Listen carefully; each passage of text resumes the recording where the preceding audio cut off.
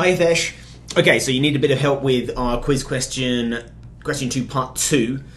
So here, this is a pretty classic question and is well worth, this is actually a very common repeating question. So understanding this is well worth sort of making sure that this is in the brain, or ideally in the notes, because the brain has a habit of forgetting things, and that way you can come back to it and remind yourself. So the maximum pressure, the highest pressure, we've got pressure in our graph here, in our table, sorry, in the ventricle is much higher than that in the atrium. What causes this? The classic question here is that the maximum pressure generated by the left ventricle is greater, we've got 15.3 as our maximum here, is much greater than our highest pressure from the right ventricle. So the classic, that's the classic question. This is the same question. I always say the questions don't repeat, but they do rhyme. It's the same question with the same marking points, but we just have to use a bit of our sort of native intelligence to see, well, what's the difference between the atria and the ventricles?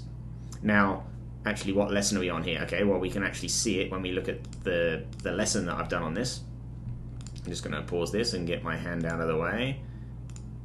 So this shaded bit here, you can notice this, the outer wall here is muscle.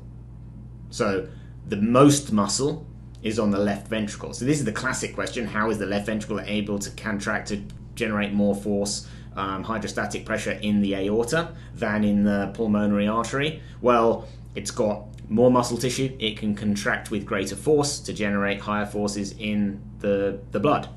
So, but now we're comparing both ventricles, so we've got more muscle here and here than we have here and here, so essentially more muscle, greater force of contraction. So let's see so they're the 2 marks. That's how I know that's the amount of detail that I should be writing. 2.2, more muscle, thicker muscle, contracts with stronger, harder, with more force, those words to that effect.